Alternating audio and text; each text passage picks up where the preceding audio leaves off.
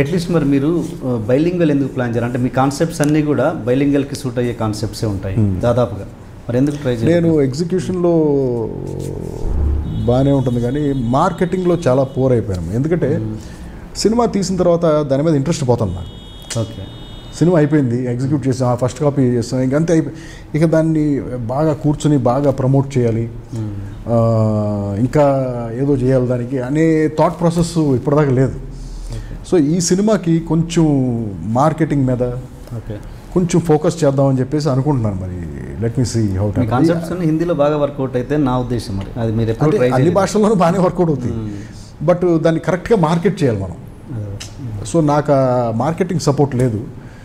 So ఈ సినిమాకి ఎలా అయినా చేద్దామని చెప్పి ప్లాన్ చేస్తాను.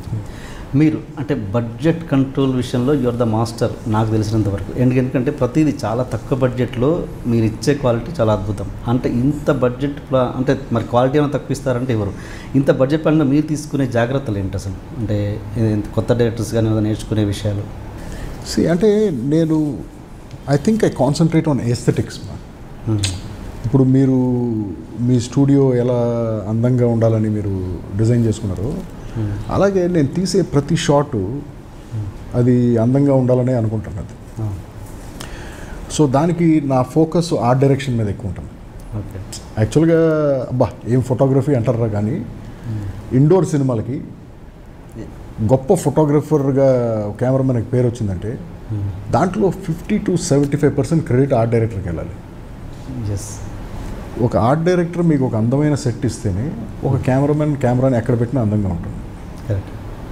So I focus on these 2 things, which is art direction. And second thing is మీరనే రిచ్చో లేకపోతే అప్ మార్కెట్ ఫీల్ ఏదైతే ఉందో అది కలర్స్తో వస్తుంది. విత్ ఇన్ బడ్జెట్ అనేది విత్ ఇన్ బడ్జెట్. బట్ ఇందులో ఖర్చు ఏదేముంది? ఆ బడ్జెట్ అయినా ఈ బడ్జెట్ అయినా మీరు సెట్ ఉండాలి, పెయింట్ వేయాలి కదా దానికి. బట్ ద చాయిస్ మీరు దాన్ని ఎలా చూస్ చేస్తారు. ఈ సెట్కి జామెట్రికల్ లైన్స్ ఎలా ఉండాలి, ఈ సెట్ డిజైన్ ఎలా ఉండాలి, ఇవన్నిటి మీద కొంచెం కాన్సన్ట్రేషన్ చేసాం అనుకోండి, మీరు అదే బడ్జెట్లో మీకు బెటర్ క్వాలిటీ వస్తుంది. సో ఎప్పుడైతే మీరు కలర్ కాంబినేషన్ మీద కాన్సన్ట్రేట్ చేశారనుకోండి, ఏది ఆర్టిస్ట్ కాస్ట్యూమ్స్ కానీ బ్యాక్గ్రౌండ్ కానీ ప్రాప్స్ కానీ వీటి మీద ఎక్కువ కాన్సన్ట్రేట్ చేస్తే మీకు ఆ వెల్ డిఫైన్డ్ ఎస్థెటిక్స్ ఉన్న ఫీలింగ్ వస్తుంది. సో ఎప్పుడైతే అది వచ్చిందో మీకు క్వాలిటీ బాగున్నట్టు అనిపిస్తుంది. బట్ ఆర్టిస్టులు చిన్నాళ్ళు అంతే, కొత్తళ్ళు. బట్ మిగతా ఖర్చు అంతా ఒకటే కదా ఏ సినిమాకైనా. మీరు మెయిన్ బడ్జెట్ అంతా మేకింగ్లో పెడతారు అంతే. మనం ఖర్చు పెట్టే ప్రతి రూపాయి ఫ్రేమ్ మీద కనపడినప్పుడు వేస్ట్ అవుతుంది. మీరు ఆర్టిస్ట్గా ఫలానా డైరెక్టర్ దగ్గర పనిచేయాలని కోరిక ఎవరి మీద ఉందా మీకు? నాకు అలాంటి కోరికలు ఏమి లేవు కదా. అలాంటి కోరికలు ఏమి లేవు. మీరు యాక్టర్గా ఫలానా ఆర్టిస్ట్ని డైరెక్ట్ చేయాలని మిగిలిపోయిన కోరిక ఏమైనా ఉందా? అలా ఫలానా ఆర్టిస్ట్ని డైరెక్ట్ చేయాలి అని? ఫలానా ఆర్టిస్ట్ని డైరెక్ట్ చేయాలనుకుంటే నేను సిల్వెస్టర్ స్టలోన్కి పెద్ద ఫ్యాన్ బ్రదర్ చిన్నప్పటి నుంచి. ఓకే. సిల్వెస్టర్ స్టలోన్ అంటే నాకు పిచ్చి. సో ఎప్పటికైనా ఒకసారి లైఫ్లో అతన్ని కలిసి ఏదో ఒకటి అతనితో ఒక షాట్లో యాక్ట్ చేయటం, లేకపోతే ఒక షాట్ డైరెక్ట్ చేయటం, లేకపోతే జస్ట్ షేక్ హ్యాండ్ ఇవ్వటం, ఏదో ఒకటి చేయాలనే ఒక్క కోరిక తప్ప I don't have any other ambitions with any other actors or directors. లేదా తెలుగు ఆర్ హిందీ ఎవరు లేరు. ప్రతి సినిమాకి మీరు సినిమాలు హిట్ అవ్వచ్చు, ఫ్లాప్ అవ్వచ్చు, కానీ మీరు పడ్డ ప్రతి సినిమాకి ఒకే కష్టం అన్నది అది క్లియర్గా స్క్రీన్ మీద తెలిసిపోతుంది, ఫ్లాప్ అయిన సినిమా కూడా. బట్ మీరు బాగా డిసప్పాయింట్ అయిన సినిమా ఏది? డిసప్పాయింట్ అంటే 2 సినిమాలు. ఒక సినిమా వచ్చి మనసారా. ఆ సినిమా ఇప్పుడు చెప్తే బాగోదు, బికాజ్ సినిమా అయిపోయింది. The producer of that film is the father of the hero of that film. Okay. మా అబ్బాయితో సినిమా అని చెప్పేసి అడిగాడు ఆయన. సరే చేద్దాం సార్, ట్రై చేద్దాం. He was not a great looking fellow. అంటే పెద్ద మన కన్వెన్షనల్ టర్మ్స్లో చూస్తే ఒక గొప్ప అందమైన హీరో కాదు. సో సరే అతను ఫేషియల్ స్ట్రక్చర్కి అతని బాడీ లాంగ్వేజ్కి తగ్గట్టుగా ఒక కథ అనుకుందామని చెప్పేసి అప్పుడు మనసారా కథ అనుకున్నాం. దానికి విపరీతంగా కష్టపడ్డాం. వాళ్ళ ఫాదర్ మనకి చెప్పిన బ్రీఫ్ ఏంటంటే మా అబ్బాయితో యాక్షన్ సినిమా తీయాలి. సరే యాక్షన్ సినిమా తీద్దామని చెప్పేసి సరే దానికి ఒక బ్యాక్ డ్రాప్ అనుకున్నాం.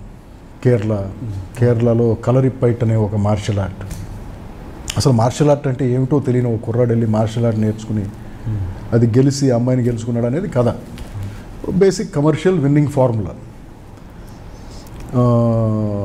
చాలా కష్టపడి ఎగ్జిక్యూట్ చేసాం ఆ సినిమాని. బాగా కష్టం. అంటే ఇక అది కేరళ వెళ్ళి సెట్లు మ్యాచింగ్, ఆ కుర్రాడికి పెద్ద ఇది రాకపోవటం ఇవన్నీ. ఫైనల్గా సినిమా తీసాం. సినిమా బాగుంది అనుకున్నాను నేను.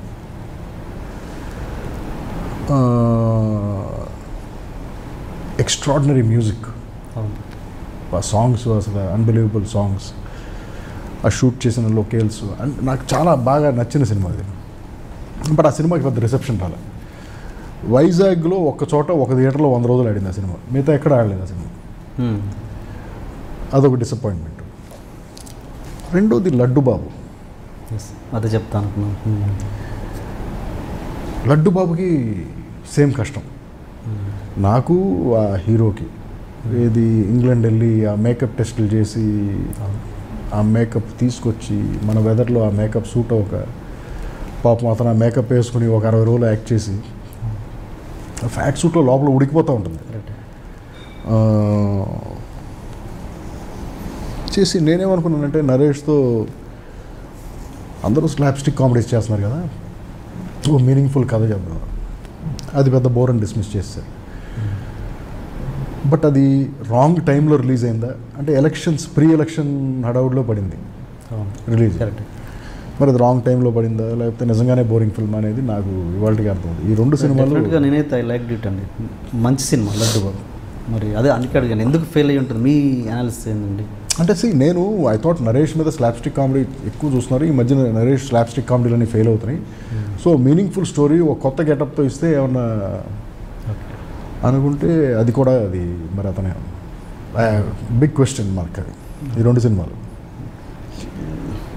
ఆ సినిమా మనసారా అతనితో యాక్షన్ సినిమా తీయమని వాళ్ళ ఫాదర్ మనకి ఇచ్చిన బ్రీఫ్ ప్రకారం మనం తయారు చేస్తే లాస్ట్ లైన్ నాతో గొడవ పెట్టుకున్నాడు. మా అబ్బాయితో యాక్షన్ సినిమా తీయమంటే నువ్వు యాక్షన్ సినిమా తీయలేదు. బట్ సార్ చెన్నై పెద్దయ్య కలిపి 19 ఫైట్లు ఉన్నాయండి ఆ సినిమా. క్లైమాక్స్ ఫైటే 10 రౌండ్స్ 16 నిమిషాల ఫైట్ అది. మరి యాక్షన్ సినిమా. బట్ లక్కీగా ఆ సినిమాకి బెస్ట్ యాక్షన్కి నంది అవార్డు వచ్చింది. సో అట్లీస్ట్ నేను సేఫ్ అనమాట. ఏది యాక్షన్ సినిమా ఇది యాక్షన్కి నంది అవార్డు వచ్చింది. సో లైక్ దట్ ఈ 2 సినిమాలు చిన్న సినిమా రిజల్ట్ ప్రకారం ప్రొడ్యూసర్తో డిస్ప్యూట్స్ వచ్చాయి తర్వాత?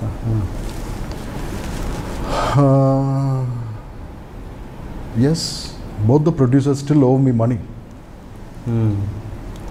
And well I'm just following it up.